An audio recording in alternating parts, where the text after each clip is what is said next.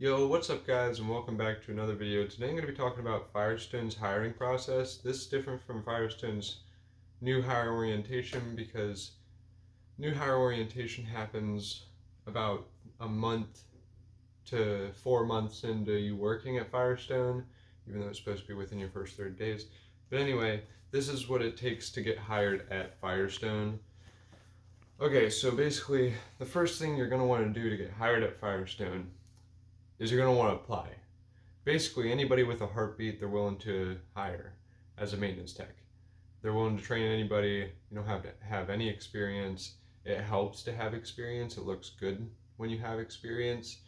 It looks good if you come from, if you've worked on your family's cars, you can use that and say that in your interview. You can't use it on your resume, of course, but you can say it in your interview if you get an interview. But it helps to have experience either from a VOTEC school or from just past automotive experience. It helps. The next thing that's going to happen after you apply to the job, anywhere from 1 day to a week later, you're going to get a call from either the store manager that you applied to or the regional manager. I got called from the regional manager. I didn't even apply to Firestone. I just got called and asked if I wanted to work for Firestone, and I just said yes, I would like to work, and they hired me on.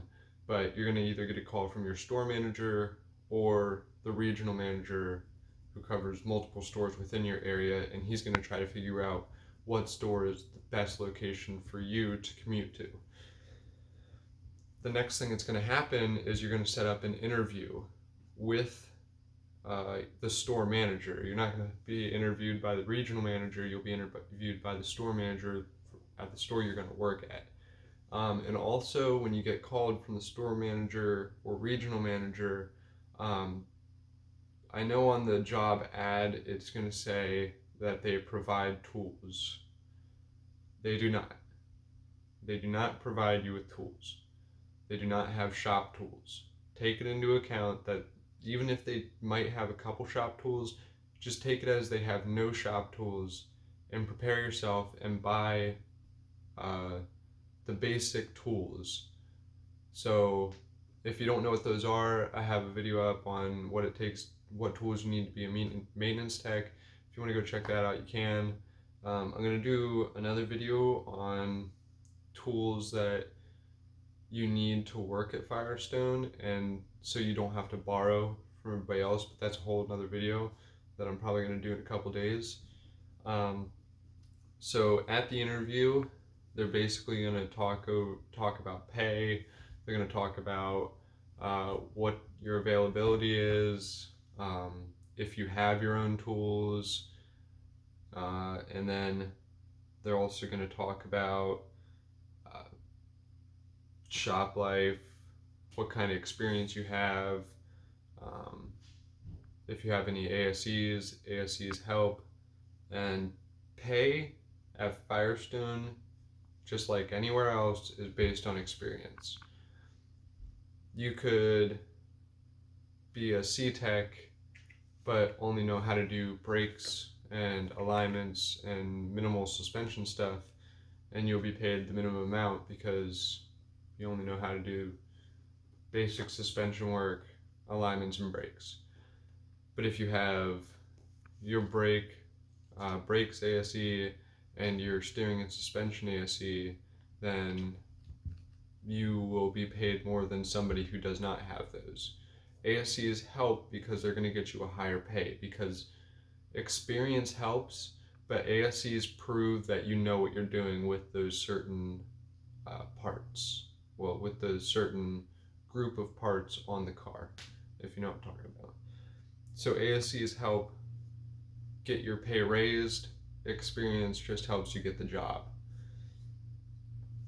The other thing is, I already went over that they provide tools. I was like saying that because they pride themselves on like they have shop tools, like they have the shop tools. You don't need your own tools. They have tools. Buy your own tools.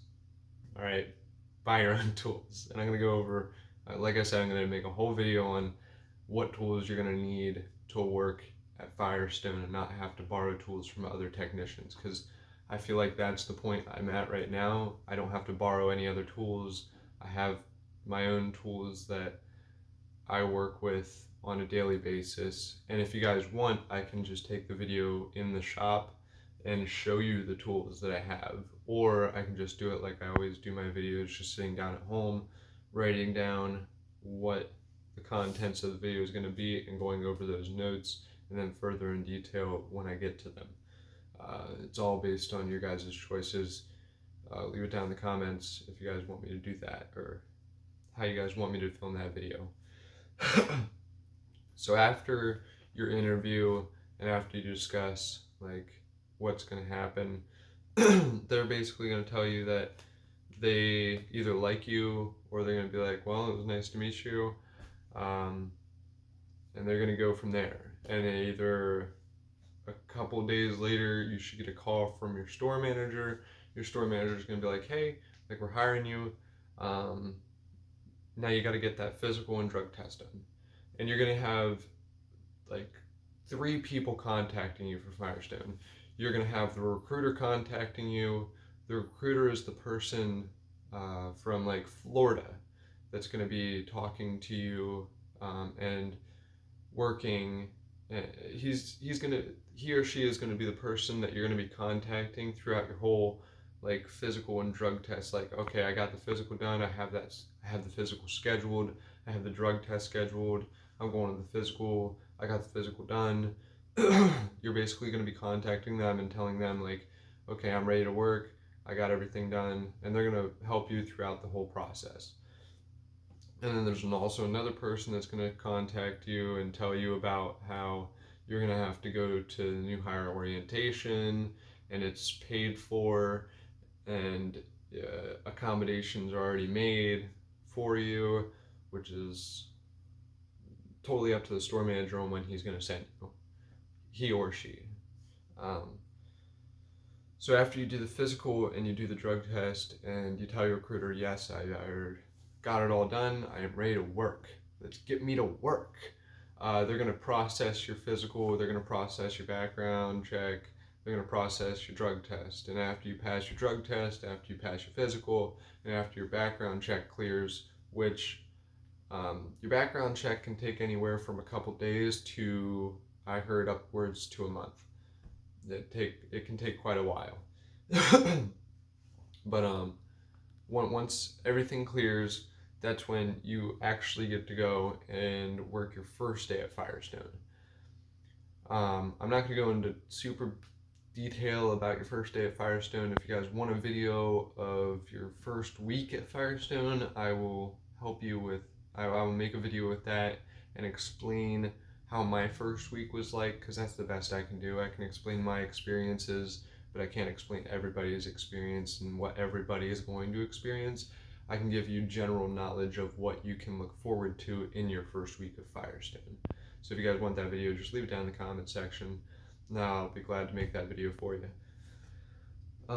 So first day, you're basically just going to be sitting on a computer doing a lot of tests. You're going to be doing a lot of tests in your first week. You have about 30 tests, ranging anywhere from, it'll take you 5 minutes on one test, and other tests it might take you an hour. I know MAP 2.0 took me like 5-6 tries until I actually passed it, and it took me probably about either anywhere from 30 minutes to an hour each try. So that's what you got to look forward to on your first day, is a whole lot of tests.